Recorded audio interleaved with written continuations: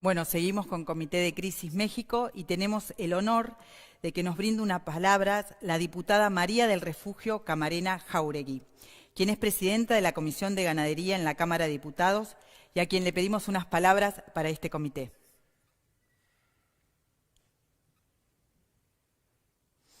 María del Refugio. Y muy buenas tardes a todas y a todos.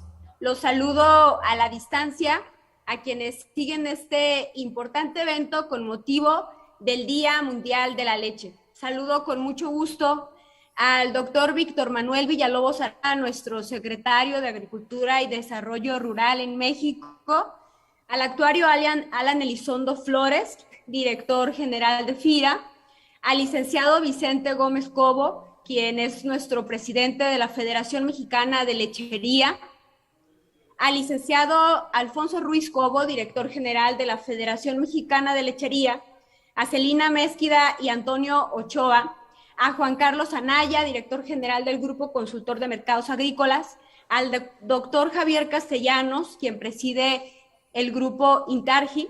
A todas y todos, bienvenidos a este evento donde especialistas abordarán temas de gran interés para nuestro sector lácteo en México, con análisis y con datos que podrán ver en perspectiva la realidad y los retos de toda la cadena de valor en la producción y consumo de la leche. El 1 de junio es considerado el Día Mundial de la Leche, así lo estableció la Organización de las Naciones Unidas para la Alimentación y la Agricultura. Esto con la finalidad de promover el consumo de la leche y su composición nutrimental, que sin duda es esencial, porque da energía, proteínas de alta calidad y grasas que benefician el desarrollo de las personas.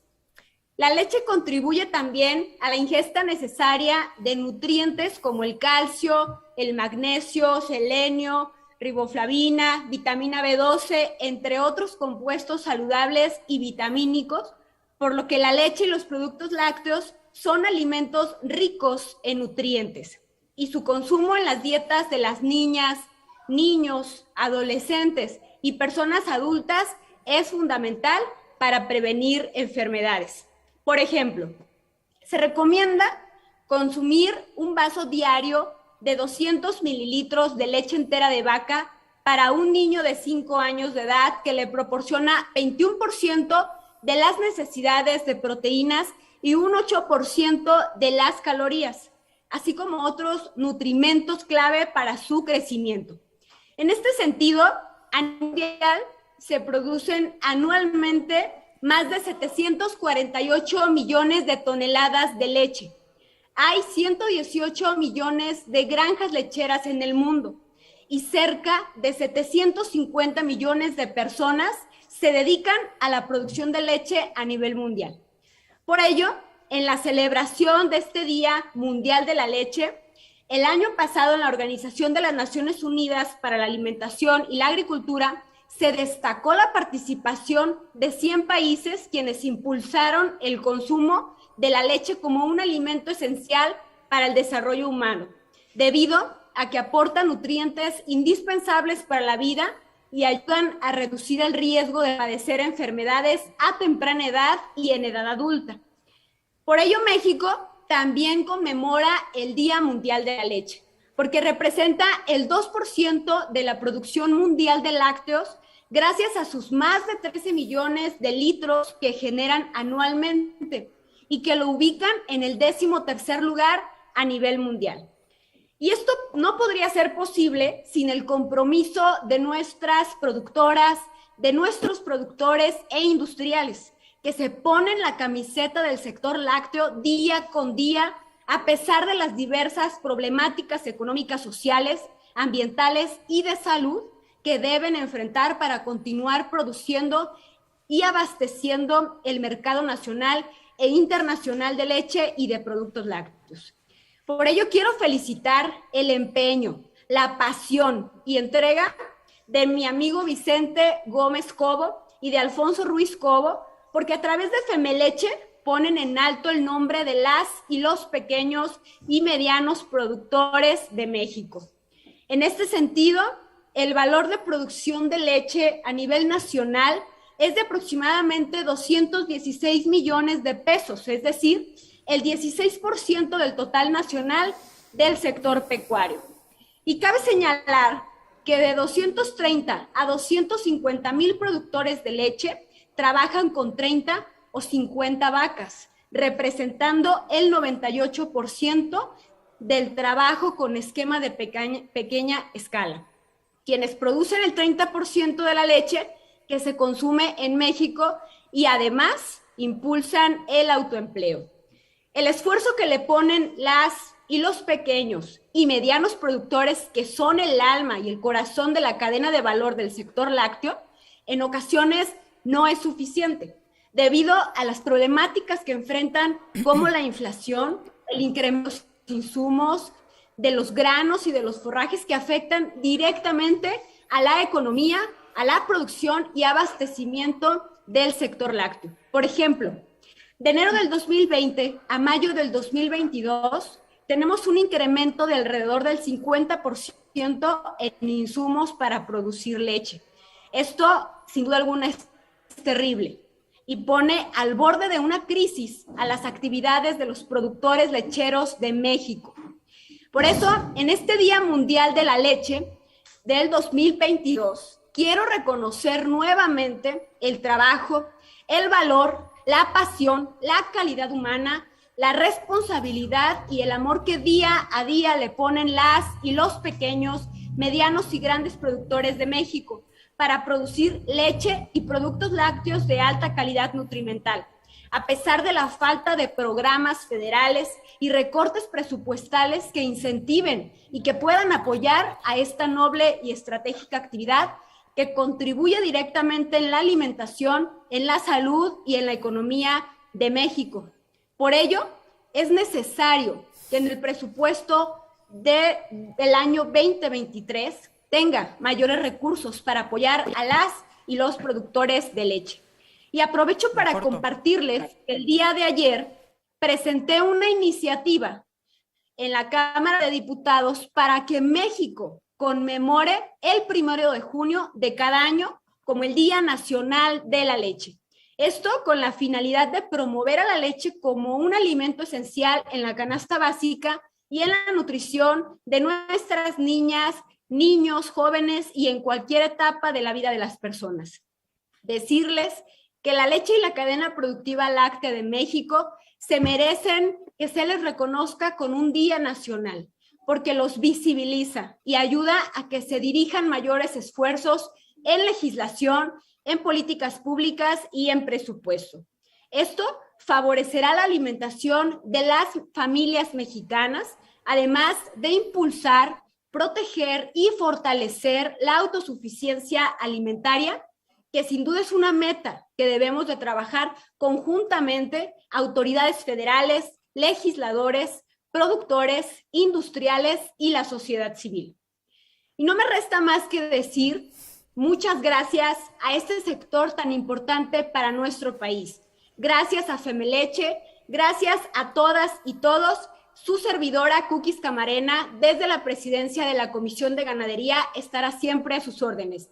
Reconozco todo el esfuerzo de nuestro sector lechero en nuestro país. Un abrazo fuerte para cada una y cada uno de ustedes. Que Dios los bendiga.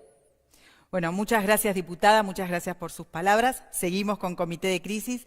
Ahora tenemos el honor también que nos esté acompañando con unas palabras de bienvenida el señor Víctor Manuel Villalobos Arámbula, secretario de Agricultura y Desarrollo Rural. Señor Arámbula, lo escuchamos.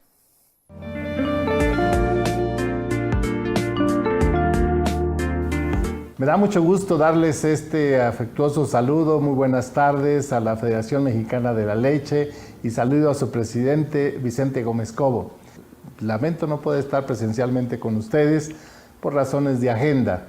Sin embargo, bueno, pues es más que reiterado nuestro apoyo, nuestro respaldo a todos los productores de leche nacionales. Como ustedes bien saben, este es un producto de la más alta prioridad para nuestro gobierno Y bueno, pues hemos venido tomando algunas decisiones que hemos compartido en su momento con ustedes y algunas otras que sin duda con el apoyo siempre de parte de ustedes seguiremos impulsando. Pues decirles que, bueno, gracias a esta gestión y a estas conversaciones que hemos tenido, pues logramos incrementar el precio de garantía de la leche al pasar de 9 pesos con 20 centavos a 10 pesos y esto pues ya fue algo que avanzamos. También decirles que estamos próximos a seguir trabajando con la creación de centros de acopio. Hemos venido hablando de 10 centros de acopio para pequeños productores, para pequeños ganaderos, y esto pues en su momento se lo vendremos informando. El tema que estamos enfrentando, como ustedes bien lo saben, pues tiene mucho que ver con poder proveer de alimentos básicos a la gente más pobre de nuestro país. Y la leche sin duda es uno de los tantos que se han venido identificando dentro de nuestro plan para disminuir, para contener la inflación. Como siempre lo hemos dicho y estamos claros de que contaremos con el respaldo de ustedes, los temas que se vienen en el próximo año estarán pues vinculados con esta política de garantizar la seguridad alimentaria y pues yo no dudo que seguiremos contando con ustedes. Pues reciban en este día tan importante, el Día Mundial de la Leche, reciban el respaldo del secretario, la felicitación y nuestro agradecimiento por todo lo que han hecho en contribución precisamente a proveer de este importante artículo para la alimentación, particularmente de la gente más pobre. Muy agradecido de la oportunidad de poderles compartir este mensaje y muy agradecido por el respaldo que siempre he recibido de ustedes. Muy buenas tardes. Gobierno de México. Seguimos con Comité de Crisis. Muchas gracias, señor Villalobos Arámbula, muchas gracias por sus palabras. Y bueno, ya pasó la entrada, ahora vamos al plato principal. Arrancamos con las disertaciones de la mano de Antonio. Antonio, el seminario es tuyo. Gracias, Andrea. Bueno, más allá que es un seminario, este es un lugar de diálogo, de charla. Y normalmente lo que tratamos de hacer es un espacio relajado para presentar opinión. Entonces, lo intentamos hacer con muy poco protocolo, simplemente con mucho corazón, porque más allá de todo es traer gente que conoce el sector y poder compartir opiniones. En ese orden, obviamente, me acompaña Celina, que pues para el momento y para las cosas como están y hacia dónde vamos, son momentos críticos para los insumos, las materias primas, los famosos mercados, especialmente lo que tiene que ver con el lado de los costos, si lo quieres ver así, en la producción de granos, de oleaginosas, y un mundo bastante comprometido con cosas que no habíamos visto en la historia, al menos los que estamos vivos. Pandemia, brotes de enfermedades atrás de todo esto, un ambiente de estancamiento económico que se impulsó después con una impresionante llegada de liquidez de diferentes economías que ha generado una atracción interminable de presiones inflacionarias que se han acrecentado con una guerra. En ese camino tenemos que juntar las historias propias de nuestros mercados, los fundamentales que normalmente trabajamos o tratamos de entender, que sobran. En realidad hay muchos factores en donde, tristemente, en este mundo, la burocracia se está haciendo del orden de lo que pasa en los mercados, en todo el orden. Entonces, países que tienen que empezar a generar consumos alrededor de estar haciendo olas de demanda, y que no es lo mismo una cosa con la otra, y lugares en donde tenemos inventarios que existen, pero que no están disponibles. Y para hacer inventarios disponibles hay que llegar a pagarlos. Así es de que en estos días, obviamente, han pasado muchas cosas, y en esto los mercados, Celina, si algo nos hemos perdido en estas últimas 24, 48 horas, ¿qué es lo que nos ha pasado con los mercados, los precios y lo que has visto? Bueno, bastante en línea con lo que comentabas recién, Antonio, y buenas tardes a todos. Es un placer estar acá con ustedes. Y retomando el tema de los precios, si nos ponemos a pensar y miramos en una gráfica y la ponemos en nuestra cabeza, desde febrero, antes de que comience el conflicto entre Rusia y Ucrania, a mayo, los precios del trigo subieron casi $200 la tonelada. Y los de maíz, $80 la tonelada.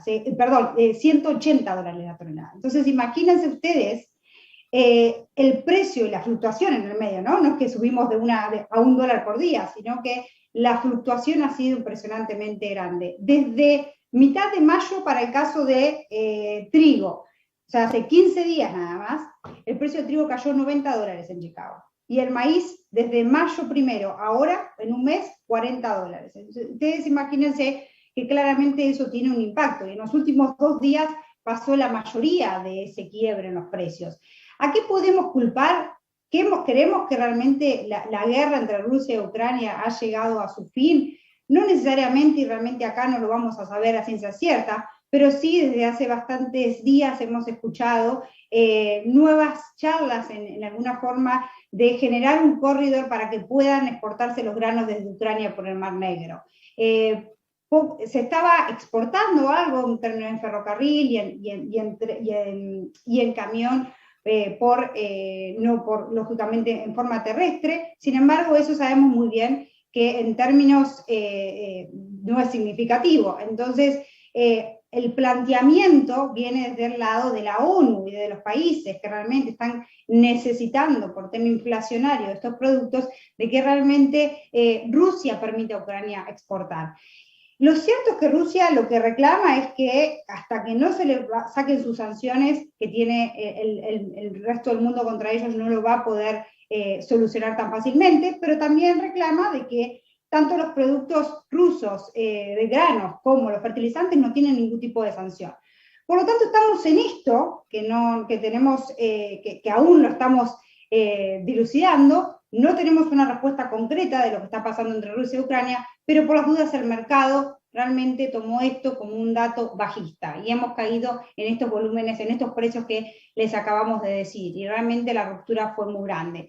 Todo esto, lógicamente, no es la única razón. O sea, hoy le encontramos el argumento, como siempre, atrás del movimiento del precio, pero la razón es que hay muchos fondos que están comprados y tuvieron que salir a cubrir esas posiciones. Y por otro lado, el clima en Estados Unidos viene fantásticamente bien.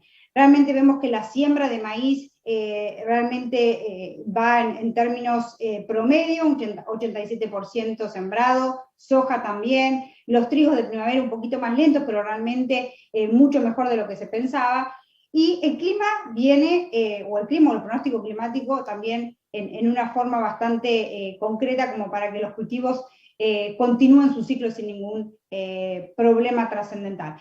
Por lo tanto, hoy estamos en plena baja de mercado, no necesariamente tenemos que ver que esto va a continuar con esta tendencia, podemos encontrar en algún punto algún soporte, pero nos deja nuevamente una nota de interés que es la volatilidad que estamos encontrando en estos mercados. No solo eso, sino también pensar la importancia de gestionar el valor de nuestros productos, sobre todo si somos compradores de materias primas. Esto realmente nos genera una oportunidad de compra bastante interesante. Existen muchas herramientas en el mercado, no necesariamente hay que comprar futuros o comprar todo el maíz en este momento, pero realmente recomendamos fuertemente la cobertura en estos momentos.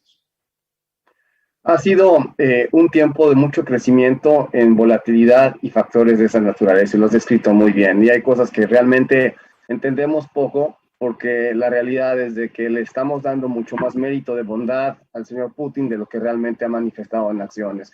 Un corredor de exportación de granos va a ser difícil de lograr sin que se le den las concesiones que está pidiendo este hombre, y para eso obviamente va a tener el avance de lo que está haciendo en tal vez terminar secuestrando de las costas del Mar Negro a Ucrania, dejándolas sin el acceso, y ellos administrando todo eso una vez que conecten este corredor costero hasta Moldavia. Entonces, en este orden, obviamente, con tanta volatilidad, las empresas, los que están haciendo transformaciones de leche, de proteínas en diferentes condiciones, empiezan a sentir donde los costos se levantan demasiado y encuentran a un consumidor que empieza a estar cansado, complicado de responder, y que los precios no pueden elevarse a la misma condición como se les están viniendo los costos, y las industrias empiezan a tener márgenes comprimidos. Entonces, Celina, acompáñame por favor, porque para el tema propio, obviamente, está con nosotros Juan Carlos Anaya, del Grupo Consultor de Mercados, y que de alguna forma tiene una clara imagen de lo que es el sector en términos numéricos, el sector lechero en México. Juan Carlos, bienvenido, ¿cómo has estado?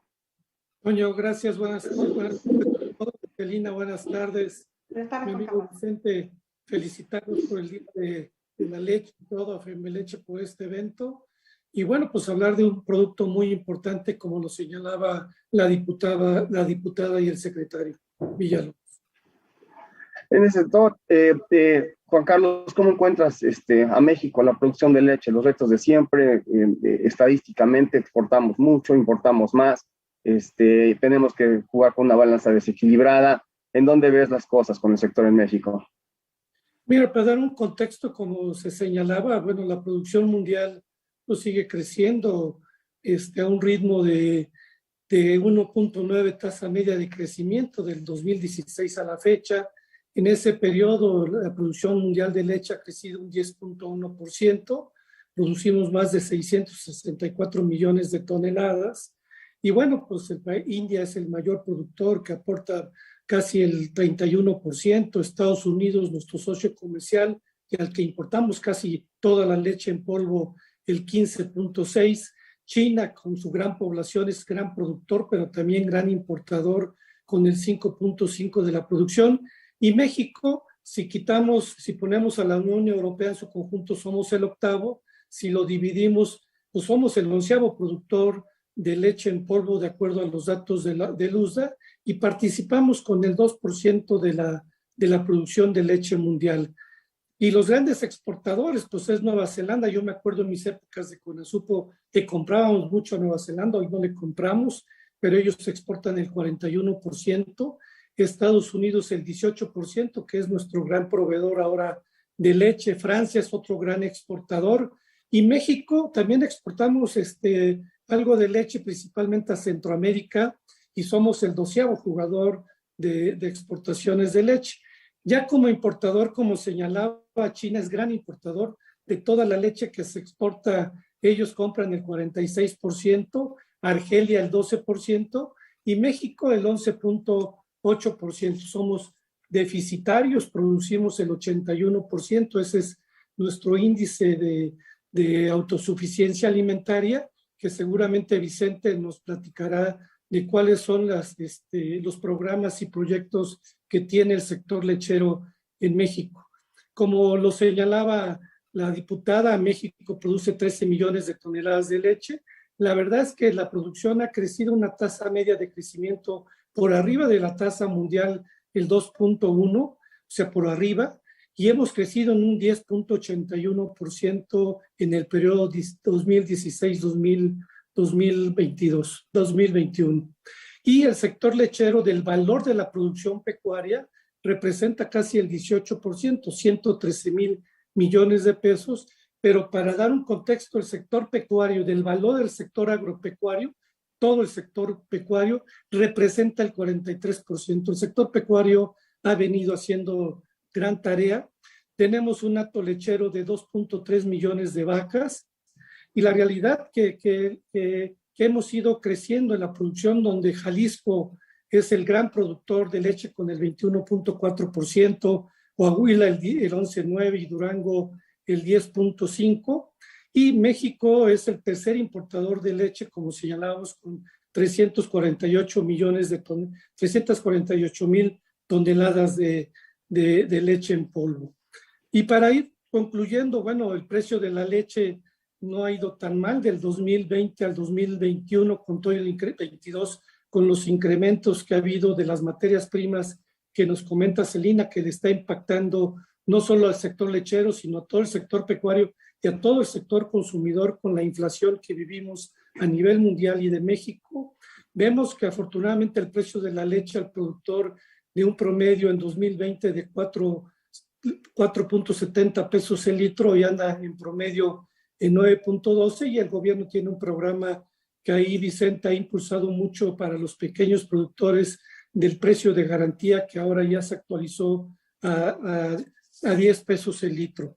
Y vemos que en el tema de la leche pasteurizada, y ahora que andamos con los temas de inflación y el programa del PASIC que anunció nuestro gobierno, bueno, vemos que el precio de la leche de 2020, que costaba 19.32, el precio de la leche hoy se ha incrementado a 23 pesos con 67 centavos, un 22%. Afortunadamente al lechero se le ha incrementado. Vemos una industria de leche que está creciendo en México, afortunadamente. Vemos una mejor genética propia que han hecho los lecheros mexicanos.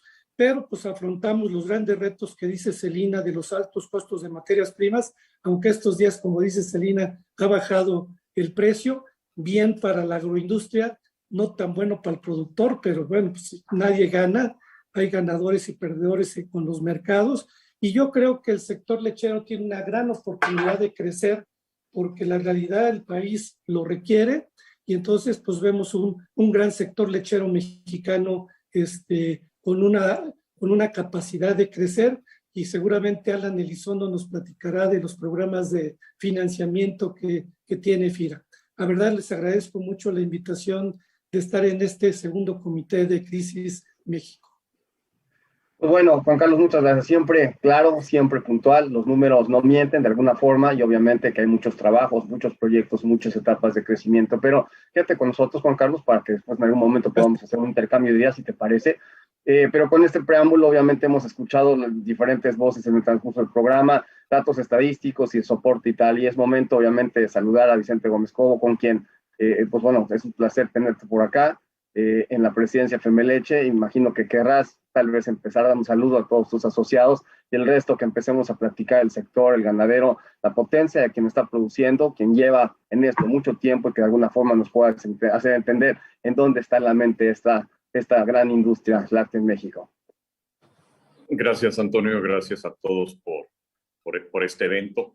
Realmente agradecer a nuestra membresía, a las personas que están acompañando el día de hoy en este foro, al secretario y a la Cámara de Diputados representado por la diputada Cookies, por estar muy atentos al tema de la producción de leche.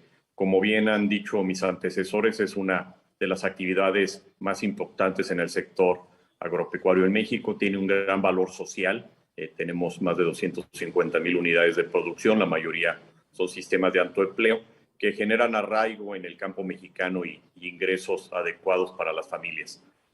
Como bien también lo ha mencionado Celina y Juan Carlos, tenemos un tema serio hoy de costos, dado la volatilidad que tienen los mercados, y aunque el precio internacional de la leche ha venido subiendo, traemos un rezago en los precios importantes en México. En México hoy el ganadero cobra el precio de indiferencia de noviembre o diciembre, y bueno, estamos 6 meses atrás en los precios de venta y con incrementos prácticamente día a día en nuestros costos. Y es por ello tan importante reflexionar de qué está sucediendo y hacia dónde vamos.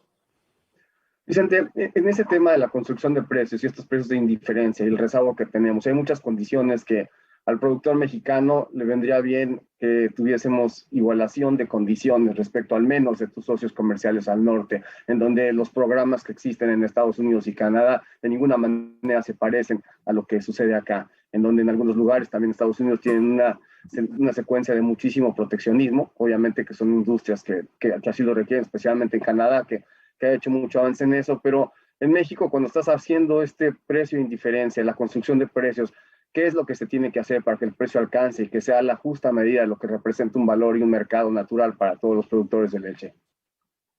Sí, bueno, es un tema muy complejo. Como bien dices, Estados Unidos tiene un esquema proteccionista, tienen una ley que crea una especie de confederación de estados productores de leche, donde forman el precio y tienen un sistema de precios promedios, un blend price, y eso hace que los productores puedan vender en advance, hacia adelante, parte de su producción con un precio garantizado, tienen un seguro al margen que les permite, siendo eficientes, pues, sobrevivir a los vaivenes del mercado, y un sinnúmero de apoyos directos e indirectos de parte del gobierno, tanto en energía como en créditos y demás. El mercado mexicano es un mercado 100% libre, 100% abierto, donde nuestra limitante son nuestras fronteras.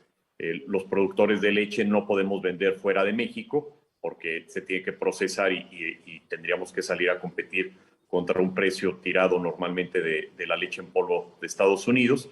Y en cambio la industria mexicana sí puede importar prácticamente cualquier producto. Entonces son canales de abastecimiento que no se comunican, y por eso es que siempre tenemos un rezago cuando suben los precios. El precio en México reacciona hacia la alza mucho más despacio que el precio internacional, a la baja reacciona en automático, porque la industria puede comprar en 2 mercados que no se comunican. En ese orden, cuando hablas de el vigor, la pujanza y el ganadero, ¿tenemos establos que salen del negocio lácteo o hay más gente saliendo o entrando en el sector en este momento? Bueno, en México hoy tienes dos situaciones. Tienes una disminución del tamaño de los atos debido a que al incrementarse el costo de producción, la última vaca que puedes tener en el establo, esto es, la que apenas paga lo que se come, pues incrementa su costo. Si hace un año una vaca de 16 litros pagaba su alimentación, hoy necesitamos que sea una vaca de 21 o 22 litros. Entonces hace que el ganado se vaya al sacrificio mucho antes, 3 o 4 meses antes se termina la vida productiva de las vacas. Y si además le sumas que el precio de la carne se ha tenido una buena respuesta, pues ha sido la manera como los productores se han podido mantener dentro de la actividad y ha sido mediante el sacrificio de parte de su hato. Por otro lado, sí vemos alguna desaparición de establos, pero básicamente lo que vemos es una disminución del tamaño de los hatos. Tampoco hay hoy un apetito por comprar vacas de vida productiva, el apetito es por comprar carne. Entonces eso limita que cierren establos y haya quien los compre. Hay un sinnúmero de establos hoy en venta, pero tampoco hay compradores. El lado comercial, Vicente, el consumidor y obviamente que hemos estado viviendo una presión inflacionaria en diferentes condiciones. Digo, en Estados Unidos te dicen que tienen 8,5%, una situación similar en Europa, un crecimiento inflacionario de esa magnitud, pero cuando tú vas en cada uno de los sectores estratégicos, las cosas en términos de costo no han levantado nada más un 8%. Tú tienes vuelos de avión, te han levantado un 24, 25%. Los costos energéticos han crecido brutalmente. Cada etiqueta de dolor crece mucho más que el índice inflacionario que realmente se reporta. Es un dato rezagado, pero en algún momento, obviamente, el consumidor empieza a hacer algo más selectivo o empieza a hacer sustitución. Y encuentras que empieza a suceder algo así en México, el mercado en México, la gente que está consumiendo leche está cambiando de hábitos, o ves que es algo que se queda en orden de consumo y en la preferencia del consumidor de siempre. Sí, bueno, en México los deciles de ingreso, de menores ingresos, no les está alcanzando para comprar la misma canasta. Por eso también vemos un incremento importante del número de pobres que señala la Coneval. Y esto lo que viene haciendo es que la frecuencia de compras aumenta, pero el número de unidades que se compra cada vez es menor. ¿Esto qué significa? Que el consumidor está tratando de estirar al máximo su presupuesto. Entonces, en lugar de ir a hacer una sola compra cada 15 días, como cuando está holgado, pues sus compras se van volviendo hasta el punto de ser diarias para tratar de lograr llegar al siguiente ingreso, a la siguiente quincena. Y en cada compra vemos que compran menos unidades en promedio. Y al final esto está generando una presión en una disminución importante en la venta de algunos productos. La racionalización de la demanda está sucediendo, en tu opinión, el día de hoy en los mercados, no nada más tal vez en lo que ves con el mercado lácteo, pero el consumidor empieza a tener racionalización que de alguna forma van a hacer un choque en contra de esta crecida de precios en los commodities. Sí, bueno, en México tienes varias cosas. La mayoría de los precios de los productos alimenticios son precios de indiferencia al ser un mercado pues, totalmente abierto y más ahora que el gobierno eliminó prácticamente todos los aranceles y restricciones a la importación. Eso hace que seamos un tomador de precios. Aunque baje la demanda en México, eso no te genera una presión a los precios hacia la baja, sino que te aumenta, a las empresas les está aumentando su costo fijo por unidad y lo que tú decías en un principio, las empresas están teniendo una disminución importante en sus utilidades, en sus ingresos y algunas incluso pues, las vemos ya en números negativos. Entonces toda la cadena está sufriendo de manera importante y no puede repercutir todo el incremento de costos al consumidor porque tampoco tiene la capacidad para absorberlo. Hoy te comento rápidamente como algo anecdótico. Mientras he estado en España, uno de los productores de cerdo grande por acá me platicaba que estos son tiempos en donde cada cerdo que manda al matadero, como le llaman ellos, al rastro, le etiqueta un billete de 20 euros a cada uno y los manda ahí, porque eso es lo que están perdiendo por cabeza. Obviamente han tenido mejores márgenes. ¿Sucede lo mismo en la industria con ustedes? Sí, definitivamente. Hoy es un tema, el sector lechero hoy es un tema de flujo. El tema es que te alcance para volver a darle de comer a las vacas, pagarle a tus empleados, la energía, medicinas, etcétera. Entonces, realmente, si nos vamos al tema del costo real, donde metes depreciaciones o reposiciones, pues estamos perdiendo arriba de 1.50 por litro, y eso no es sostenible en el tiempo, porque nuestras instalaciones y nuestras unidades de producción pues se están volviendo obsoletas y viejas. Y bueno, ya es un periodo largo de obsolescencia el que estamos enfrentando. Entendido. Bueno, en lo que tal vez Celina o Juan Carlos quieran formular alguna pregunta, alguna intervención, yo, al menos de mi lado, la última que te preguntaría es, como Femeleche, tal vez tienes un par o 3 o 4 vectores estratégicos en cosas que quieres hacer en una agenda propositiva. ¿Cuáles serían esos retos en donde estás tratando de mover cosas de importancia para el sector y lo que representas como presidente? Sí, bueno, nosotros siempre hemos pugnado porque hay un mercado ordenado de la leche, y eso parte de que el consumidor reciba un producto cuando menos por lo que él piensa que está recibiendo, que si recibe un queso, pues esté hecho de leche, no esté hecho de fécula de papa o de otro ingrediente. Entonces hemos trabajado mucho en la parte de normatividad y buscando que además las normas que se generan se cumplan de manera adecuada. Eso genera un piso parejo hacia la industria, para que la industria, el que haga bien las cosas, sea el que le vaya bien, y genera que la industria le dé importancia a nuestro producto, a la leche cruda. Eso ha venido generando un incremento de la demanda de leche mexicana, porque para hacer la mayoría de los productos necesitas cuando menos que una parte sea leche fresca. Ahí hemos trabajado mucho. Trabajamos mucho en la parte de que los programas de fomento vayan dirigidos a la eficiencia. Tenemos un programa nosotros con 2 convenios, uno con Liconza y otro con la Secretaría de Agricultura, para llevarle capacitación a los pequeños productores en buenas prácticas, en eficiencias, en nutrición, en genética, y con esto mejorar la rentabilidad de los productores. Otro tema importante para nosotros es el consumo. Hemos trabajado mucho con el Instituto Nacional de Nutrición para que la leche esté considerada como uno de los alimentos prioritarios en la dieta de los mexicanos, y que se fomente el consumo. México es un país deficitario en consumo de leche, consumimos entre 100 y 110 litros por habitante per cápita al año, y la FAO recomienda 190, por ejemplo, Estados Unidos anda arriba de los 220, Europa arriba de los 250. Entonces ahí tenemos un gran reto, porque tenemos la posibilidad de generar un incremento importante en la demanda de leche. Y bueno, el otro tema pues es todo el tema de dumping, donde vemos que muchos productos ingresan a México por debajo de su costo de producción.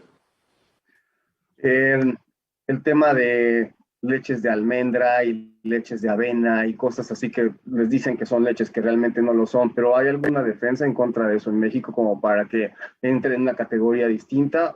¿Hace ruido en contra del consumo de leche normal en México? Sí, bueno, las normas en México no permiten que exista el nombre de palabra de leche para bebidas vegetales, almendra, coco, arroz, etcétera. En el día a día, algunas tiendas, algunos comercios, algunas cafeterías, pues todavía te anuncian que si quieres que si quieres que le pongan leche de almendra a tu café, pero en las etiquetas no existe esto. Al final, algo que es importante entender es que por ahí de 1970 había 5 o 6 productos líquidos que tenía opción el consumidor de escoger. Hoy tenemos más de 50 productos. Por eso es tan importante lo que señalaba la diputada. La leche es un alimento líquido, y eso debe de competir en una canasta diferente con otros productos o otras bebidas. El consumidor, qué bueno que tenga una gran cantidad de opciones de alimentos para escoger. Lo que es importante es que haga una compra a conciencia y no se le quiera engañar utilizando la buena fama de la leche para vender otros productos, que cada producto camine por su canal y compita lealmente dentro del mercado por el estómago del consumidor. Muchas gracias, Vicente.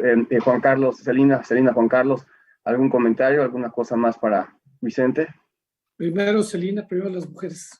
Bueno, yo tenía un poco la pregunta que hizo recién Antonio, pero sobre eso, en el sustituto, ¿ustedes ven algún cambio en el consumo anual per cápita de leche por el incremento de estas leches alternativas o el veganismo, si se quiere, leches de almendras? ¿Ha cambiado el consumo o el consumo per cápita sigue siendo el que señalaste en los últimos años?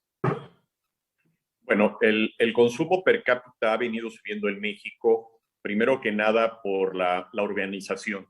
a la hora que las personas viven en centros urbanos, pues tienen acceso a la electricidad, tienen acceso a los diferentes opciones de consumo de lácteos.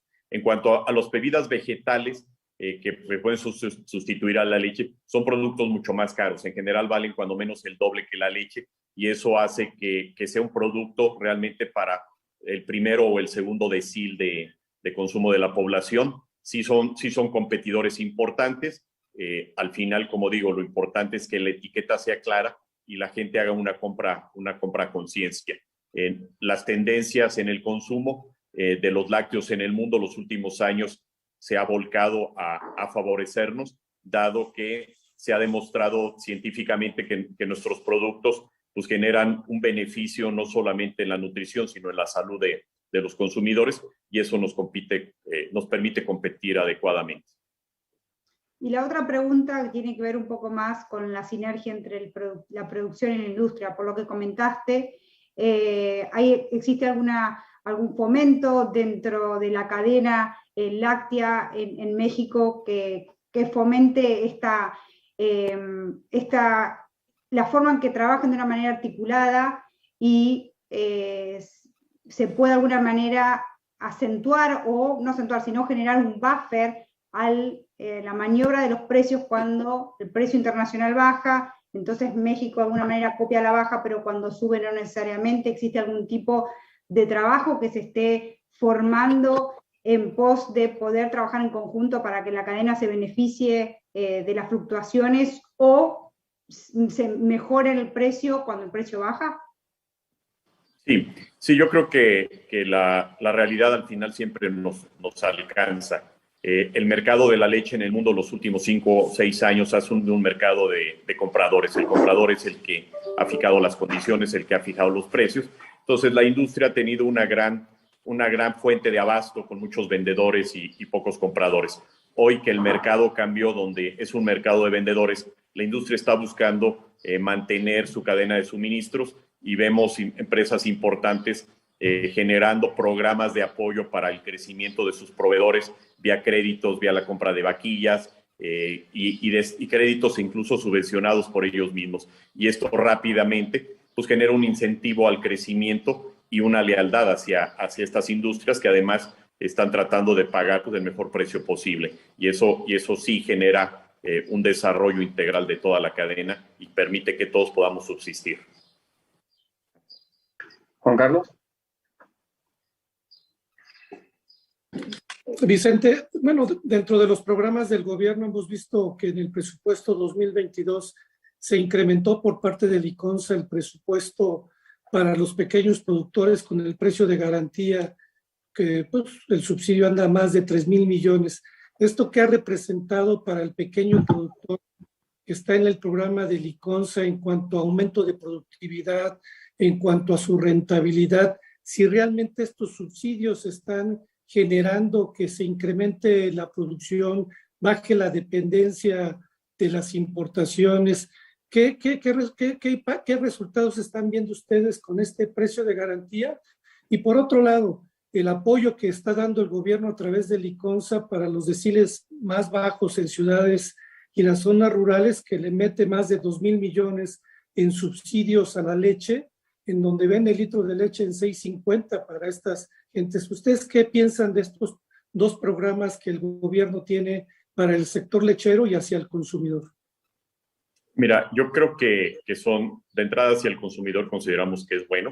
De hecho, el precio está entre 2.50 en algunos municipios hasta 5.50, y eso permite que la gente de menores ingresos pueda tener acceso a la leche y que tengamos una mejor nutrición, sobre todo de los niños, para que tengan un mejor desarrollo cognitivo, y eso también pues, sea un ganar para nuestro país, porque parte del problema que tiene nuestro país es que si los niños no se desarrollan adecuadamente, después su capacidad productiva no va a ser la mejor y no van a poder pues, salir del círculo de la pobreza.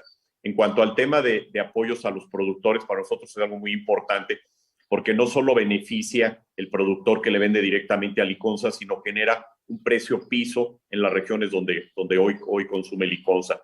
El hecho de que el ICONSA pague un precio de indiferencia es algo importante.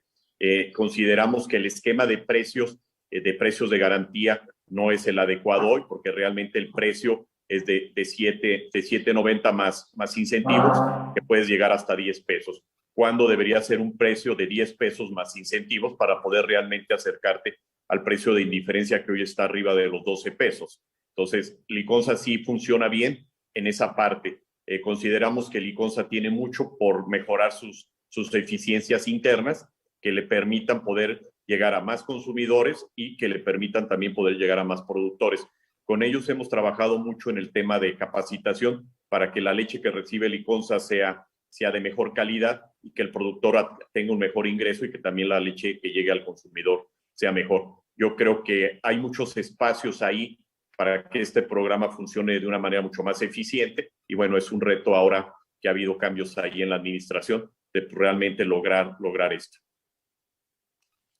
Adelante, Toño, porque si no Bueno, nos gana el tiempo. Nos va el tiempo. Y Vicente, nuevamente, muchas gracias. Bienvenido a quedarte, porque ahora vamos del lado del dinero, del lado de los apoyos, del lado en donde obviamente una institución tan exitosa y obviamente tan dominante en México como FIRA, tenemos el placer de recibir a Alan Elizondo.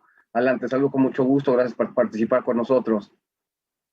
Igualmente, Antonio, muchas gracias y saludo a Juan Carlos, Vicente, Celina, veo a Javier también. Es un gran gusto estar con ustedes.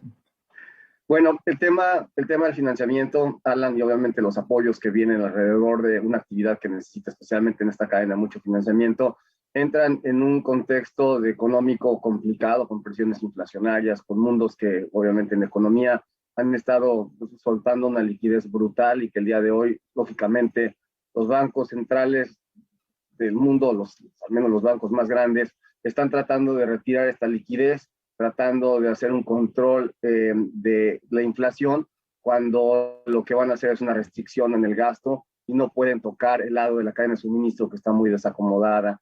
¿Hay alguna señal de alerta en términos de lo que ustedes están viendo cuando sirven a un sector tan importante en México? El FIRA en sus programas encuentra fricciones, encuentra retos especiales, o realmente están en una pujanza con una apertura grande y obviamente el apoyo de siempre a sectores en diferentes cadenas, obviamente no nada más en lo agrícola o lo ganadero o lo lácteo, sino que hay muchas más en donde también están participando. ¿Cómo ves las cosas en México en términos de financiamiento y la agroindustria desde tu óptica?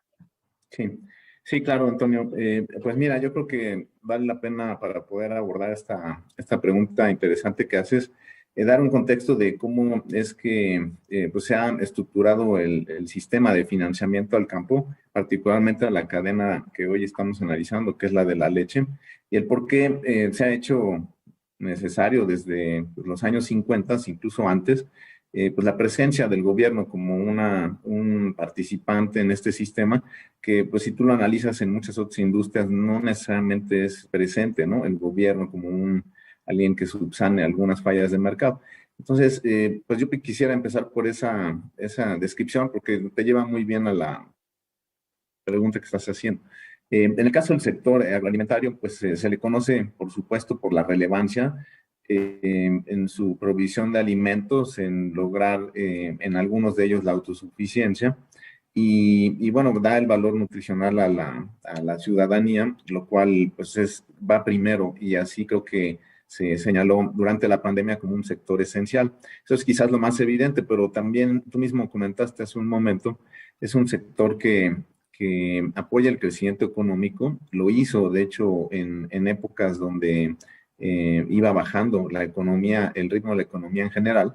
El sector agroalimentario se mantuvo creciendo, fue un sector pues, llamado contracíclico, lo cual pues viene a complementar una estrategia de crecimiento a nivel país y ha ganado mucha relevancia por este factor. Se mencionó también el empleo, es un sector generador de empleo, y esto también ha sido patente al pues, emplear más o menos el 14% de la población, con solo una participación en el sector primario del 3.5%. O sea que está mucho más arriba su participación en el empleo, lo que le hace un sector que tiene un interés público muy particular.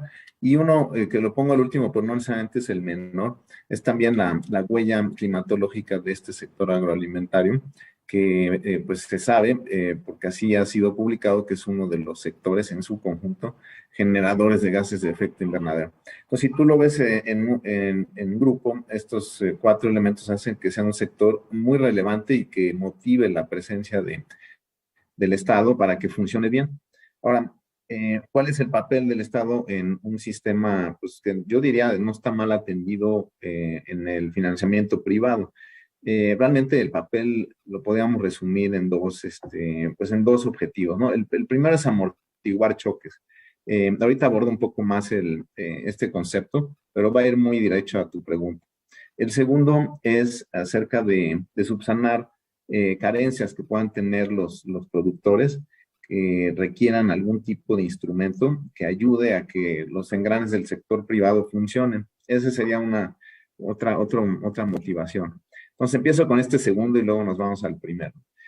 Por ejemplo, las carencias. ¿Nosotros qué vemos en carencias? Pues habría que dividir el sector agro en sus dos lados de la moneda, ¿no? Esto sucede muy bien en el sector lácteo. El primer lado de la moneda es aquel sector pujante que tiene la tecnología a la mano, que es pues es dueño de cantidades, ¿no?, importantes de ganado, que tiene toda la maquinaria y la infraestructura para procesarlo y producir. La verdad es que estamos muy orgullosos nosotros, y en general yo creo que el país, de tener una industria lechera como la que se tiene, está muy representada desde Occidente hacia arriba de la República. Ese sería un lado de la moneda. El segundo lado de la moneda está el sector, pues, de menor tamaño, en estados pues menos favorecidos por clima o condiciones de entorno, de infraestructura me refiero, que pues también requiere mucha intervención por parte del gobierno para poder progresar. Entonces, si tú tomas estos dos lados de la moneda, voy a poner algunos ejemplos, ¿no?, de carencias que se deben de tapar. Por ejemplo, empiezo con la más fácil.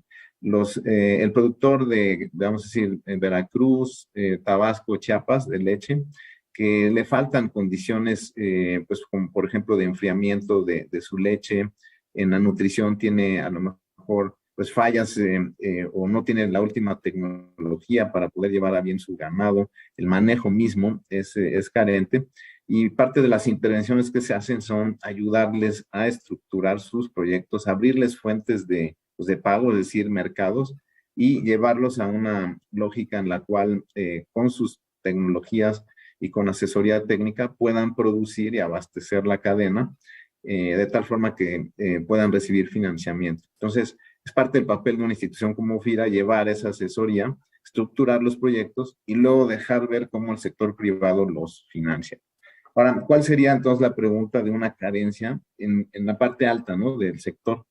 Pues mira, de las que hemos notado de manera muy importante, y estas se hicieron bien claras durante la pandemia, fueron dos carencias, ¿no? La primera tiene que ver con la liquidez de los mercados.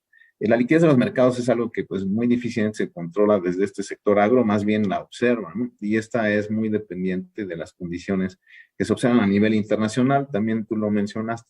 Y esto pues fue muy patente en el segundo trimestre de 2020. Las condiciones de incertidumbre en los mercados hacen que se replieguen las fuentes de fondeo. El primer mercado que se afecta es el mercado de valores. Las emisiones corporativas se ven muy, muy afectadas por las faltas de liquidez, pero también lo llegamos a observar al nivel bancario. Esto no solo es del segundo trimestre de 2020, lo vimos también en el episodio de elección de Estados Unidos de Donald Trump, 2016, y lo vimos con toda claridad en el 2008 durante la crisis de las hipotecas. ¿Qué es lo que sucede en estos escenarios? Hay falta de recursos en los mercados. Esto se refleja en una falta de este insumo esencial para el sector agro si no hubiera una intervención del gobierno como la que FIRA puede dar. Esta es una carencia, por ejemplo, que sí puede llegar a afectar no solo al pequeño en el sur, sino también a los productores grandes del norte. Ese sería un ejemplo. Te voy a poner otro ejemplo, ¿no? Los financiamientos a plazo.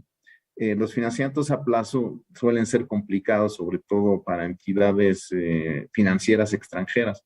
Realmente ellas tienen políticas de toma de riesgo que son pues más conservadoras, y no necesariamente pueden alcanzar los plazos de 10 años, 12 años, que son plazos muy necesarios para la industria, sobre todo cuando son grandes inversiones para el almacenamiento y procesamiento de la leche.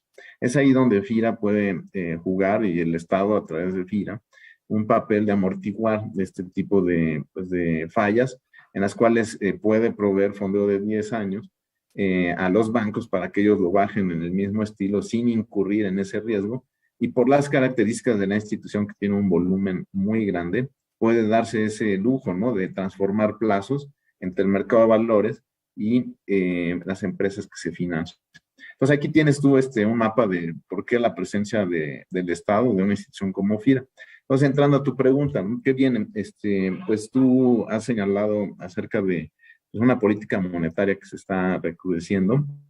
Creo que es un escenario que ya hemos visto en el pasado y que se ha anunciado con toda claridad, e incluso si tú ves pues los informes trimestrales del banco, que por cierto hoy se publicó uno, pues vale la pena ver que se señala en el sentido de que las tasas de interés van a tender a la alza.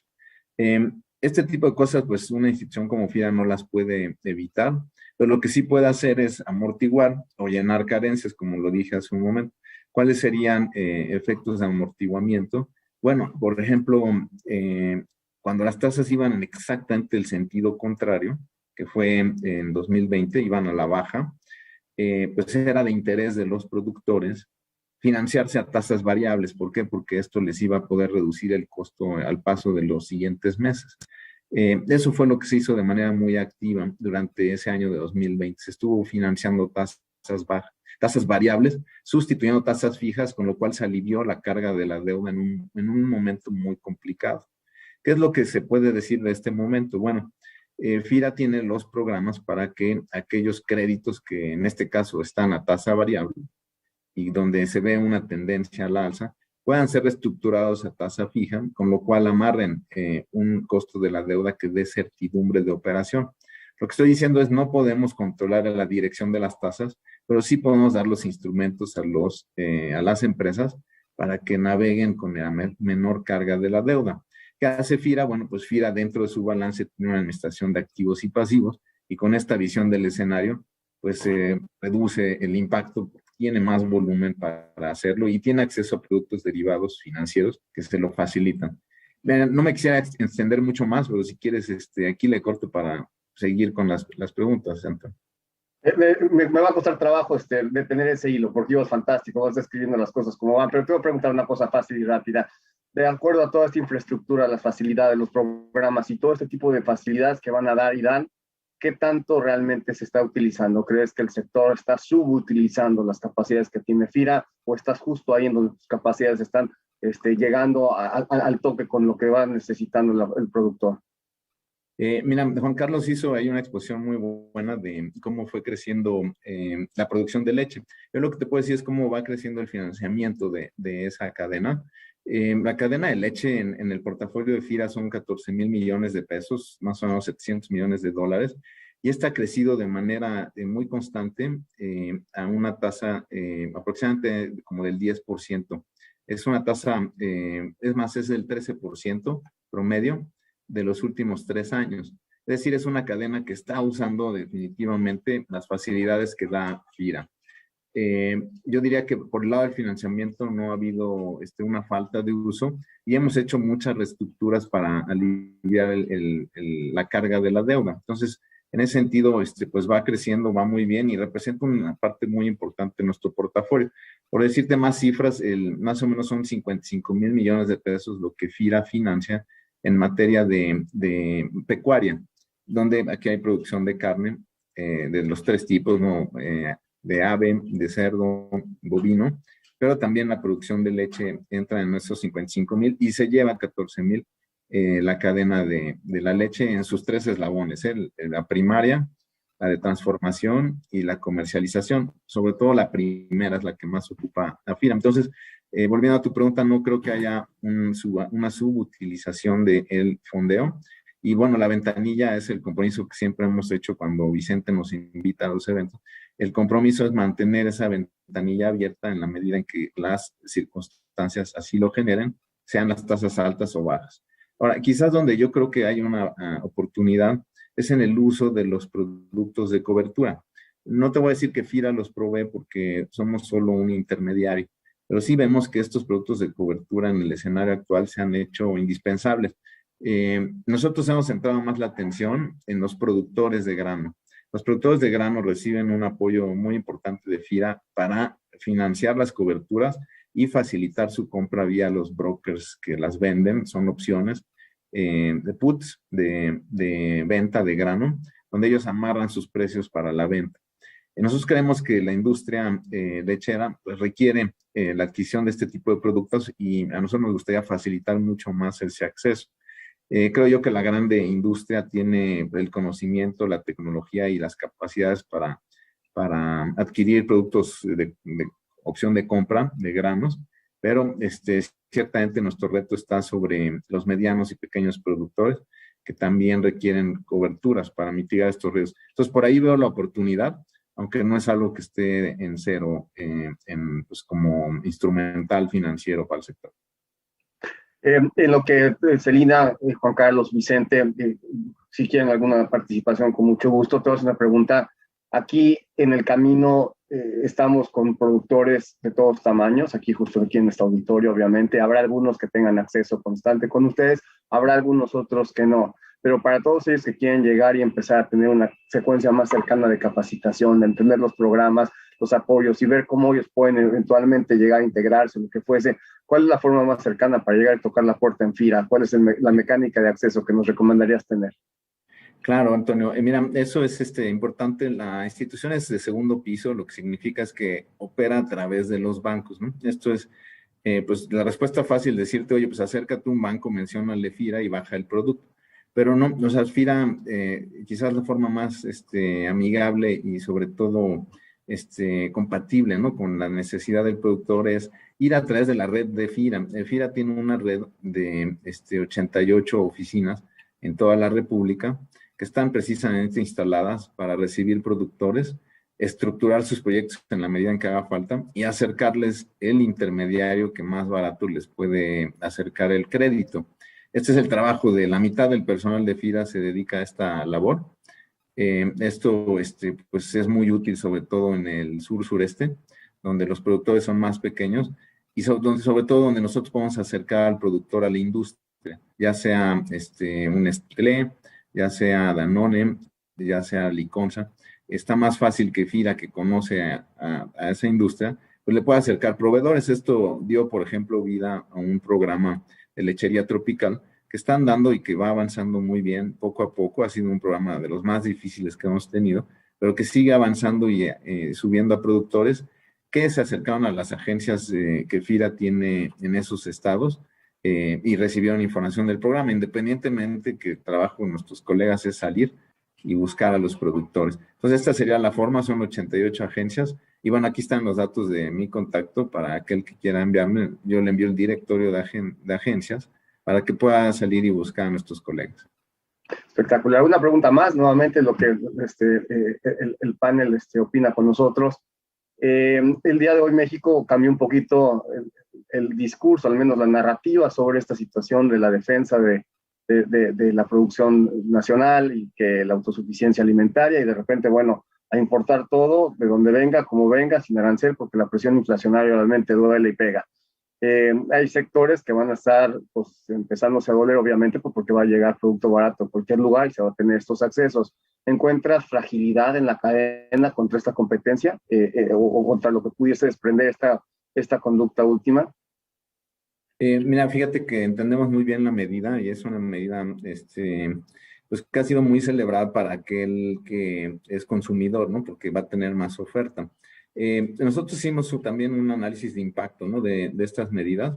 Encontramos que muchos de los convenios que México tiene ya establecidos con pues, prácticamente con todo el mundo, ya tienen liberaciones de aranceles, más o menos en nuestro cálculo un 88% de los productos están ya libres de arancel. Entonces existe, la leche no lo traigo en este momento presente, pero lo que te puedo decir es que muchos productos, en su gran mayoría, ya son libres de arancel. Por ejemplo, el maíz, pues se importa en buena medida de Estados Unidos, no se va a ver afectado tanto por esa vamos a decir, esa baja en la medida en que ese maíz pues no tiene ya arancel. Sin embargo, hay otros productos donde es más el impacto, pero en promedio es 88-12, ¿no? Entonces, en esa medida es que esto va a impactar. Ciertamente pone más presión a los productores, es una presión, bueno, que los grandes yo estoy seguro que saben competir con los mejores del mundo y que pues habrán de enfrentar, pero esto no va a ser una avalancha, yo pienso,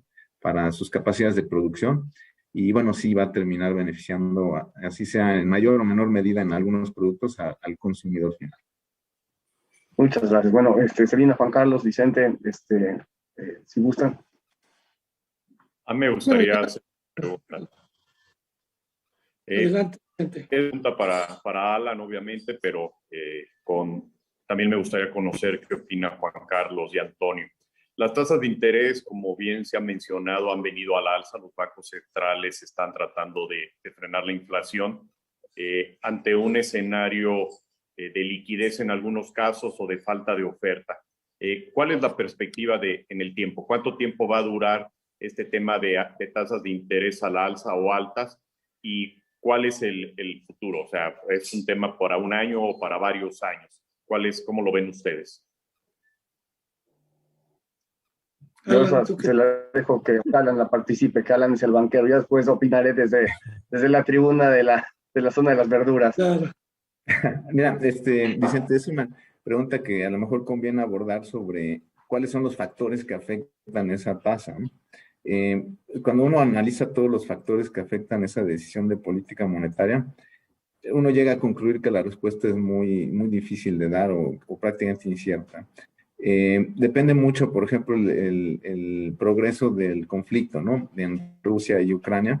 Esto definitivamente determina condiciones de volatilidad en los mercados y eso afecta mucho el flujo de recursos internacionales. Eso definitivamente impacta la tasa de interés. Las finanzas públicas también, el tamaño de la hoja de balance de la Fed es otro factor. En fin, pues digo, la demanda agregada, las condiciones de empleo, como que todo esto es una multiplicidad de factores que hacen difícil contestar la pregunta. Lo que sí se puede contestar es más bien, pues, dónde se encuentran las cosas y si ya viene tarde o no la Fed en esta tarea. Lo que yo alcanzo a leer del consenso es que la Fed viene tarde en la tarea de subir su tasa de interés y esto definitivamente va a poner el ojo en a qué velocidad la sube. Ya no es un tema de si la sube o no, sino a qué velocidad. Y eso, bueno, pues es lo que podría contestarse a tu pregunta, ¿no? Más bien, ¿qué tan rápido vamos a llegar o no a los altos niveles de tasa de interés? Es una variable que la Fed debe definir pronto. Y bueno, y en la medida en que lo defina bien, va a evitar mucho sobresalto en los mercados financieros. No sé quiénes habrán asistido a la convención bancaria, pero una de las opiniones más pues, calificadas es la de Larry Summers, quien estuvo presente, opinó sobre este tema, y él dice que, bueno, pues que la Fed venía tarde y que va a ser muy difícil salir de esta situación sin alguna problemática más ancha en los mercados financieros. Esa opinión, bueno, nosotros la tomamos y más bien vamos preparando los instrumentos pues de cobertura para ese escenario. El día de hoy, el señor Diamond, allá en JP Morgan, empezó a charlar y hace algunas semanas había opinado que habría algunas nubes oscuras, negras en el horizonte. Hoy dijo que es un huracán y que viene y que la economía obviamente va a tener problemas.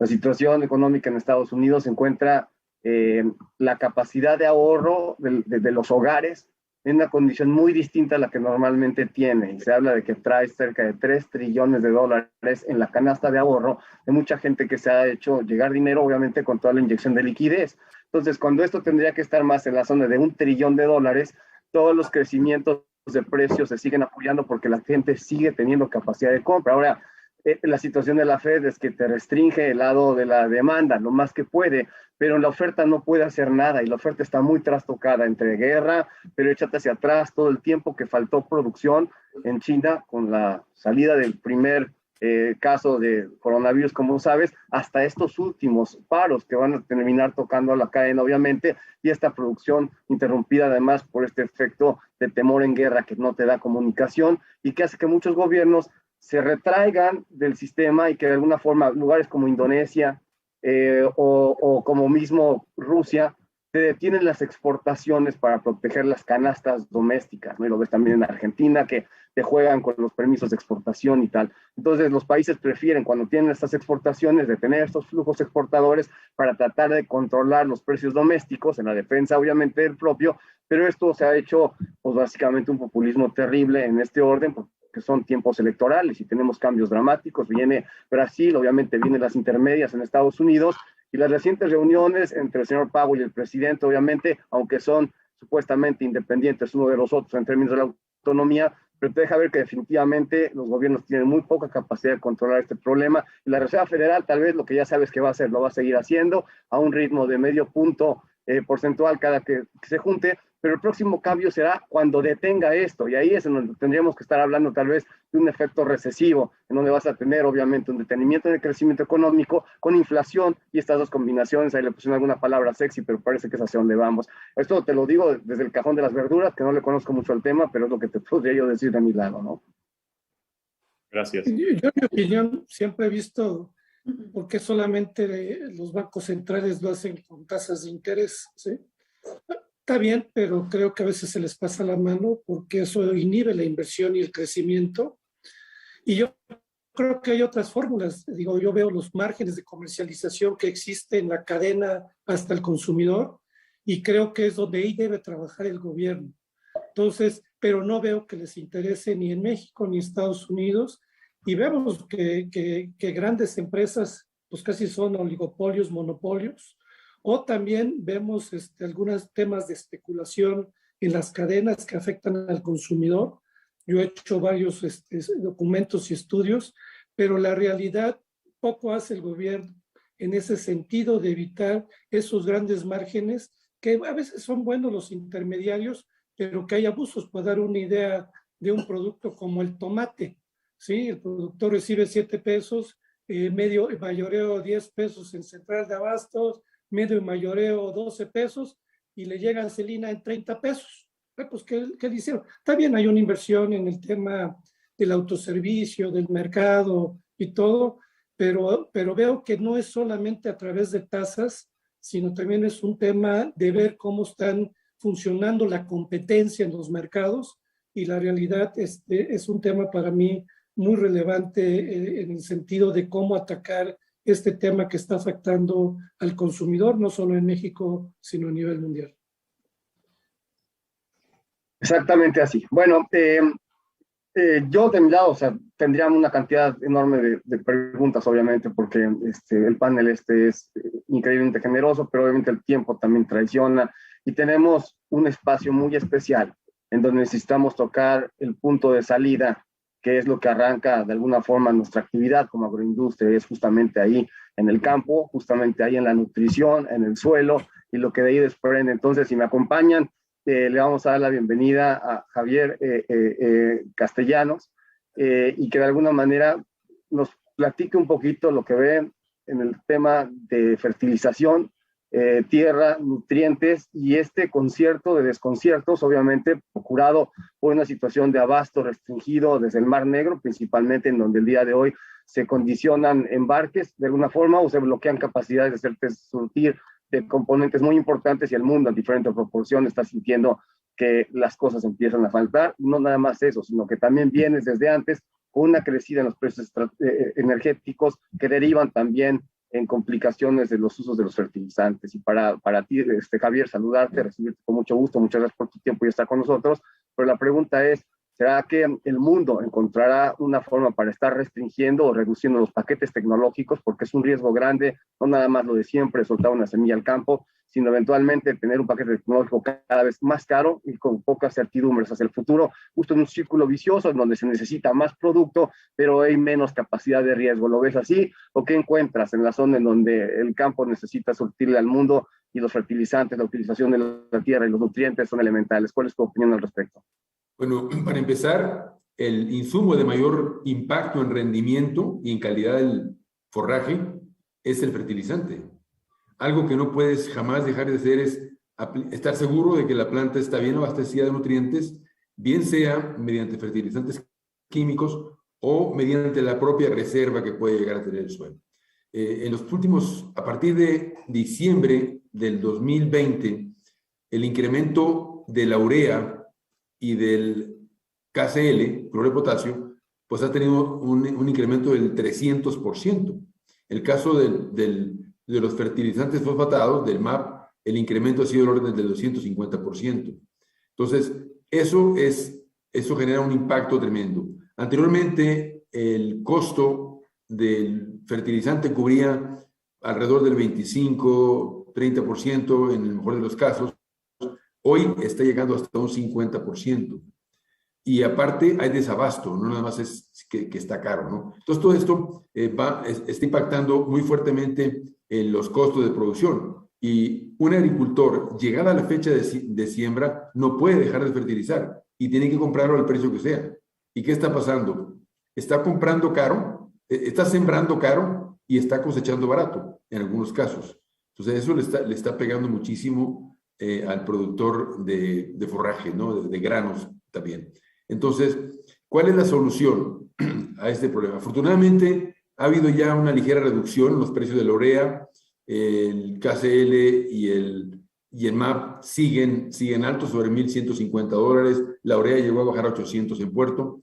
Entonces, aquí lo que necesitamos es revisar qué es lo que necesita el suelo. Originalmente, el agricultor, dado que contaba con precios económicos o no muy caros de los fertilizantes, ha venido enriqueciendo el suelo, ha venido aplicando más de lo que realmente se requiere. Nuestras políticas de fertilización en México, por miedo de los agricultores, han tendido a poner más fertilizante del que hace falta. Y me refiero concretamente a fósforo y a potasio. Nitrógeno, ese hay que aplicarlo casi siempre, es muy difícil ahorrar en este insumo, pero fósforo y potasio, que son dos insumos muy caros, se pueden reducir las dosis de fertilización sin mayores complicaciones. Nosotros hicimos un muestreo en cerca de 150,000 muestras de suelo en el laboratorio y encontramos que el 60% de esos terrenos analizados tienen suficiente fósforo como para reducir en forma importante la fertilización fosfatada sin tener riesgos en perder rendimiento. El caso de potasio no se diga, estamos todavía un poco más sobrados. El caso de nitrógeno no es tanto así, pero ahí hay una oportunidad muy grande. Lo que sí no puede hacer el agricultor es decidir reducir las dosis de fertilización sin estar seguro de que el suelo va a abastecer la demanda de esos nutrientes que asumimos que están en exceso, ¿no? O por lo menos en nivel de suficiencia. Hay otro aspecto de mucha importancia y es el tema de los desechos orgánicos que se producen en el sector. El estiércol es una fuente increíblemente rica de fósforo y de potasio, también algo de nitrógeno, pero principalmente fósforo y potasio. Me consta, porque han llegado a mi laboratorio muestras de agricultores o de productores lecheros que tienen, que ellos mismos producen el forraje y utilizan la tierra para aplicar el estiércol. Ahí es increíble, pero hay suelos, tal vez suena casi increíble, hay suelos que pueden tener suficiente fósforo para los próximos 20 o 30 años, ¿no? No te puedo decir que es una generalidad, pero hay una reserva muy grande de fósforo y potasio, de tal manera que en lugar de que el impacto que nos está pegando muy duro la producción y al incremento en costos, pues se puede reducir. Yo creo que ahí hay una oportunidad que tenemos que aprovechar a través de un análisis de suelo que nos permita diagnosticar qué tanto nutriente tiene el suelo, qué tanto podemos reducir el fertilizante y no utilizar una dosis planchada como todavía algunos productores lo están haciendo. He escuchado opiniones justamente en línea con lo que dices de algunos productores en algunos lugares, justamente en Israel algunos, obviamente, que es uno de los viajes que está por hacer agroeducación, pero que encuentran, como bien dices, que hay una reserva de fósforo y potasio para 20, 30, 40 y 50 años y el tema es liberarlo porque está bloqueado. La planta simplemente no lo puedo accesar. Y obviamente tú sí sabes el lado técnico, pero lo que hacen es empezar a inyectar bacterias y cosas que ayuden a que eso se desbloquee, que obviamente tengas un suelo un poco más rico. ¿Ves que esas tecnologías empiecen a caminar, que la gente las platique más, o las ves todavía lejanas? Bueno, primeramente, cuando nosotros analizamos el suelo, utilizamos métodos que nos permiten estimar la disponibilidad del elemento. Entonces, cuando tú encuentras en un suelo que tiene 300, 400 partes por millón de fósforo, cuando el nivel crítico reportado por los investigadores de la Universidad Estatal de Iowa es de 21 ppm y te encuentras con 300, 400 ppm, pues ahí me atrevo a decir, hay muchísimo fósforo. No requerimos desbloquearlo, está desbloqueado. Ese fósforo, el mismo análisis te reportan fósforo disponible, potasio disponible. Sí puede ser útil el aplicar bacterias solubilizadoras de fósforo, pero cuando yo hablo de reservas, estoy hablando de reservas disponibles, que los métodos de análisis nos los tienen más que demostrados y que líderes de investigación en la faja maicera pues coinciden en que esos niveles de fósforo son suficientes, ¿no? Entonces, no todos los suelos están en esa condición.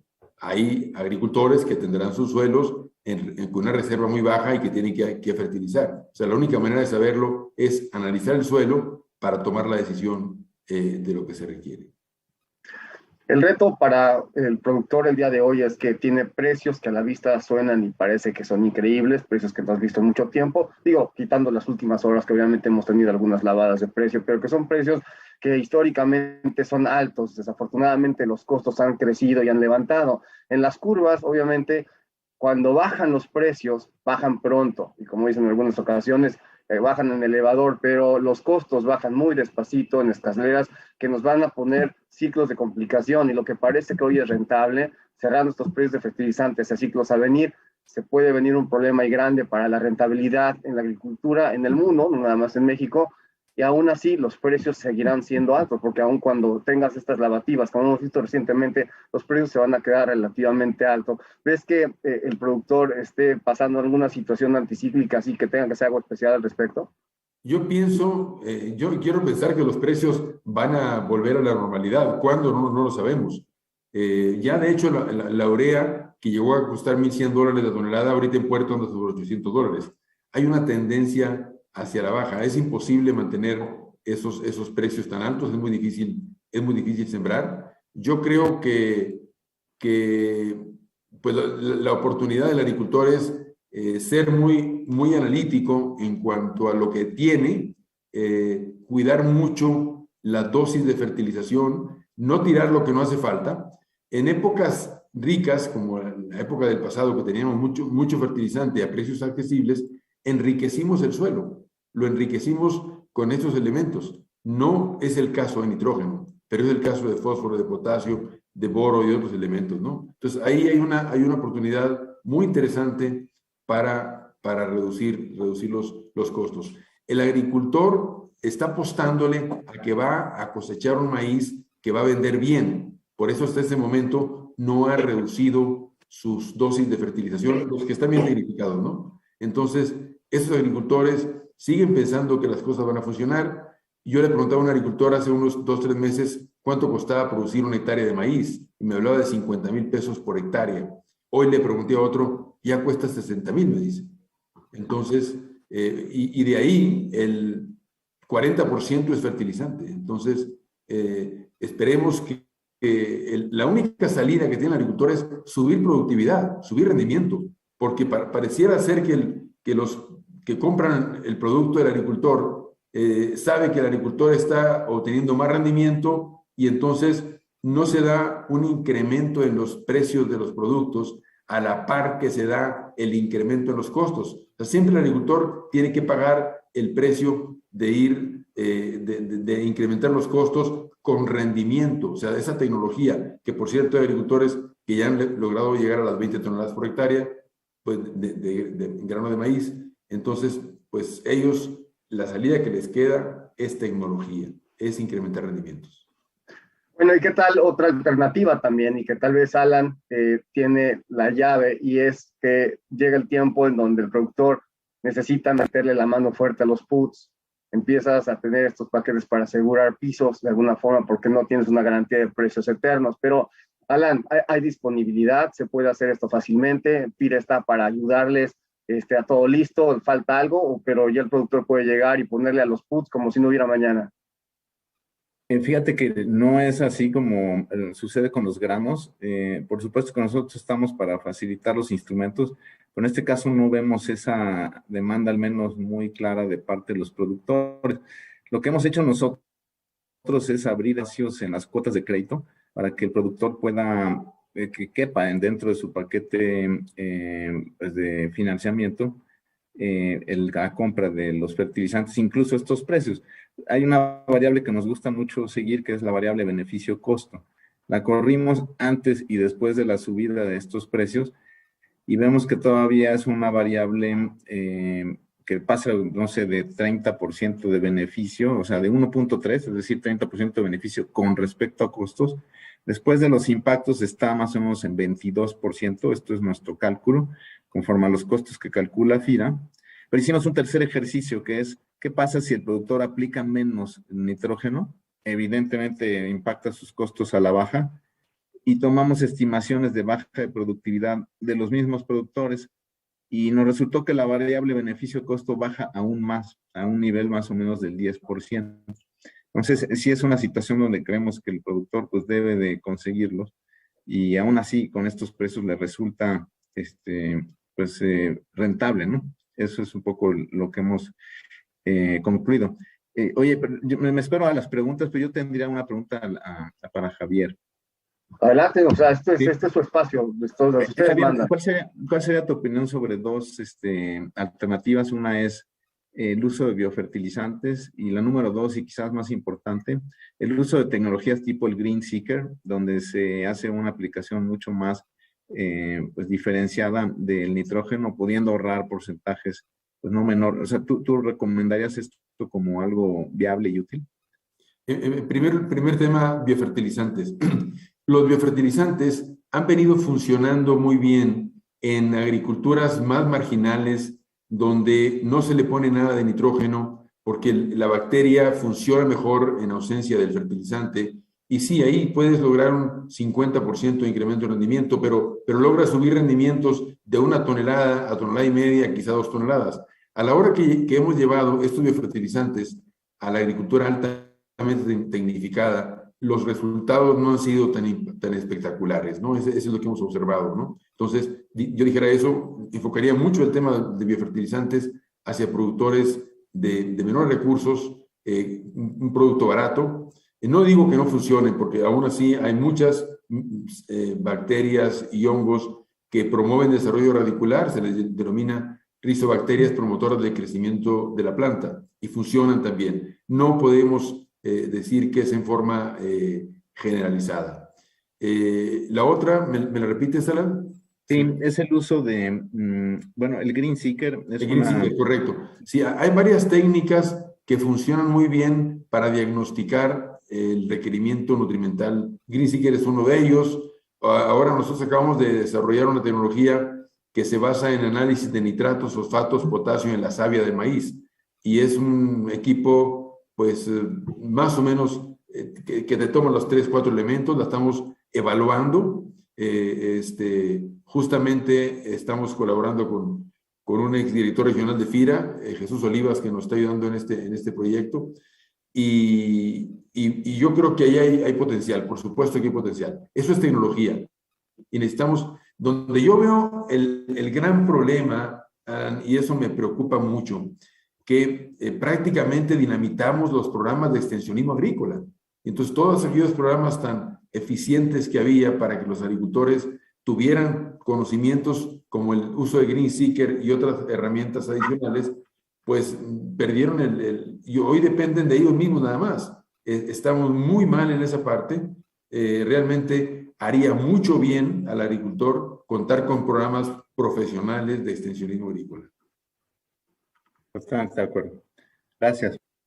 Bueno, nuevamente aquí el tiempo aprieta y apremia, y entonces yo lo que les invitaría a pensar por último minuto a todos ustedes, que pasemos a un lado de últimos pensamientos y de alguna reflexión o el mensaje con el que quieran dejar al auditorio, sea un reto, una invitación, un agradecimiento o lo que ustedes gusten. Entonces, si empezamos con la zona de los últimos pensamientos, y no vamos a hacer que las damas lo hagan primero porque Celina va a cerrar el programa, pero quien quiera hacer su participación justo aquí, justo ahora, bienvenidos. Yo les aprecio mucho el tiempo y no les voy a robar la opinión porque la opinión de ustedes es la que importa. Así es de que quien quiera empezar y vamos rematando y cerrando el programa, si me acompaña. Sí, pues si quieres empiezo yo. Ay, perdón. Alan, adelante, Alan, adelante. No, solo cerrar, mira, con algo, pues mira, justo en situaciones como esta de alta incertidumbre, de presiones para la industria, yo quisiera dejar patente aquí que reafirmamos nuestro compromiso para que este insumo esencial que es el financiamiento no falte. Sí quiero reafirmar que se cuenta con los instrumentos, el balance de FIRA está sano, está creciendo, tiene una morosidad de 1%, lo cual pues es una morosidad bastante baja, y eso pues nos da mucha energía para seguir adelante. Entonces es un mensaje de pues, que el sector cuenta con FIRA para este insumo y que, bueno, pues ya saben dónde encontrarnos. Muchas gracias. Gracias, Alan. Adelante. Juan Carlos, me parece que querías No, le quería dar la palabra a Vicente, que pues, es el promotor de este evento de hoy, el Día de la Leche. A ver qué nos dice. Gracias, Juan Carlos. Bueno, yo creo que los productores de leche en México hemos demostrado que somos altamente eficientes, que hemos podido competir en un mundo totalmente globalizado y que hoy ante esta crisis global de commodities, de consumo, de tasas de interés, de guerras, tenemos un reto mayúsculo y tenemos la capacidad para poder seguir adelante. Aquí lo que es importante es seguir contando con los instrumentos, como bien decía Alan, el acceso al crédito, el acceso al financiamiento, el poder tener la mejor información posible para la toma de decisiones ante una situación tan compleja, donde cuando hablamos de una nueva realidad, pues eso significa que los puntos de equilibrio están en otro lugar, diferentes a los anteriores, y encontrarlos pues, va a ser el reto mayúsculo. Nos preocupa mucho el tema de abasto de forrajes, precisamente por el tema de los fertilizantes, por el tema del clima. Y bueno, ahí tenemos que tener una visión de cadena desde el agricultor hasta el consumidor. Y bueno, agradecerles a todos que con este evento estemos celebrando el Día Mundial de la Leche, un alimento que es prioritario en la mesa de los consumidores, de las familias, y que necesitamos fomentar que México tenga una mayor capacidad productiva. Muchas gracias. Y yo además, Toño, terminar pues, diciendo que el sector del primer trimestre es el que más crece de la economía, sigue creciendo a 3.1%, su participación en el PIB es importante, del 8.4%, vemos un sector agropecuario fuerte. Algunos confunden el sector del campo donde hay pobreza con el gran sector agropecuario que tenemos. Entendemos que hay el minifundio, pero tenemos productores lecheros, productores ganaderos, de granos de clase mundial, y creo que se ha hecho la tarea. Yo no creo en la autosuficiencia alimentaria, creo que tenemos que producir lo que las ventajas comparativas y competitivas nos da como país, y creo que nuestro talón de Aquiles no está en las frutas y hortalizas, donde somos autosuficientes y grandes exportadores, o el pecuario, que casi logramos el 82%. Nuestro talón de Aquiles sigue siendo el tema de granos y oleaginosas, pero mientras sigan políticas públicas solamente al pequeño productor, programas asistenciales y no a la productividad, no vamos a resolver el tema que estemos importando más del 48% de las necesidades de granos en el país. Claro, tenemos nuestra gran reserva técnica en Estados Unidos, pero viendo estas volatilidades de los precios, problemas logísticos, creo que debe ser algo preocupante de sí incrementar y tener un gran programa para aumentar la productividad de granos y oleaginosas en nuestro país. Totalmente de acuerdo, muchas gracias. Y bueno, Javier, la técnica, la palabra y obviamente el empuje productivo, ¿por dónde nos vamos? Pues yo creo que hay que, mi recomendación que le hago a los productores de granos, de forrajes, es que revisen las reservas que hay en el suelo, vean cuánto pueden ahorrar y ahorren con seguridad a través de un análisis de suelo. Esa es mi recomendación y sobre todo impulsar fuertísimo el desarrollo tecnológico, que la única salida que tiene el agricultor es subir rendimientos. Gracias, Javier. Y bueno, Celina, la conclusión, todo tú. Bueno, me dejaste la tarea más interesante, pero en primer lugar les quiero agradecer a todos, realmente fue un comité muy enriquecedor, se tocaron temas claves, la verdad que felicitaciones por el Día Internacional de la Leche, para mí me toca al lado realmente personal, mi familia ha sido productora lechera, lo es todavía, en mis arraigos, sobre todo en ese sentido llevo un espacio de mi corazón la producción en Argentina, y por el otro lado realmente plantear algunas cuestiones que fuimos tocando alrededor de estas casi 2 horas que realmente se pasaron volando porque fue muy enriquecedor, como dije anteriormente, desde el punto de vista de todos los datos que dio Juan Carlos sobre los datos mundiales, que realmente son muy interesantes porque sirven para llevar a tierra de qué estamos hablando, quiénes son los principales productores, cuál es el lugar de cada uno de ellos en el comercio mundial, la parte funcional de todo cómo funciona la cadena lechera en México, realmente muy interesante saber los números internos, los indicadores comerciales y sobre todo los indicadores lácteos, cómo viene creciendo México. Creo que dentro de Latinoamérica es uno de los países que sigue creciendo y liderando la producción, en contrapartida con otros sectores que están desapareciendo y la concentración de tambos que se hace cada vez más grande, y sobre todo también lo estamos viendo acá en Estados Unidos, donde vemos que conseguir conseguir realmente gente que quiera trabajar es un problema muy grande, y por eso tenemos problemas en la producción de leche en Estados Unidos, por el desarraigo que está generando, y es un problema. Vimos también muchos problemas que ha generado la inflación por un problema con leche fórmula para bebés. Acá en Estados Unidos se lo ha llevado a una crisis muy grande, que me toca verlo de cerca porque soy madre de un bebito que necesita la fórmula, así que eso lo hemos visto. Y por otro lado, la parte financiera, lógicamente en esto es vital y es fundamental que existan programas que ayuden y que fomenten a que toda la cadena pueda gestionarse de una manera más aceitada, y que realmente todas las partes se involucren en forma importante.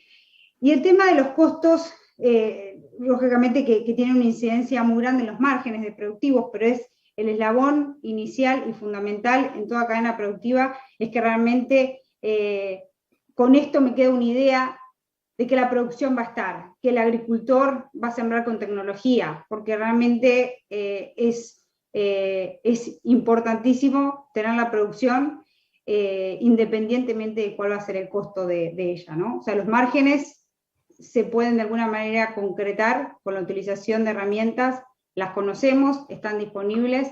Alan nos puede ayudar con eso, nosotros les podemos ayudar también con las coberturas, y realmente más que nada agradecerles a Agroeducación por este evento tan interesante, y sobre todo por toda la gestión y todo el trabajo que hay atrás de este Comité de Crisis México, segunda edición. Muchas gracias a todos. Yo nada más de pensamientos, ya simplemente para cerrar. El primero tiene que ver con nuestros mercados y la realidad en donde cuando tienes un estudio fundamental que no alcanza, bajo todas las variables y todos los efectos que tenemos, operamos mercados que son más bien inundados y dirigidos por anuncios, por espacios de constante mediatización, y quien vende encabezados noticiosos termina operando periódicos. Entonces, es muy difícil la dirección de precios en estas direcciones, es muy importante la administración de riesgos, se los digo corazón, nadie sabe nada. Lo que está pasando con nuestros mercados es simplemente encontrarle una narrativa para tratar de explicar lo que en ocasiones simplemente no podemos explicar. Y finalmente, en términos de todo, el analfabeta del hoy no es aquel que no sabe leer o escribir, es aquel que no quiere aprender a aprender. Y en ese sentido, nuestros amigos de Agroeducación hacen un trabajo brutal, tienen una infraestructura genial, a Marcos, a Andrea, les agradecemos muchísimo la conducción y lógicamente el liderazgo en todo esto, el staff que está atrás de todo esto en términos de producción, que tal vez es a la gente que más tendríamos que nombrar, pero que no lo hacemos. Les mandamos un agradecimiento y a nombre de Agroeducación, a J. Gran y toda la gente que estuvo con nosotros por su paciencia. Muchas gracias. Nos veremos en el próximo comité de crisis, a ver qué plato rompemos en la próxima ocasión. Muchas gracias y bendiciones multiplicadas para todos.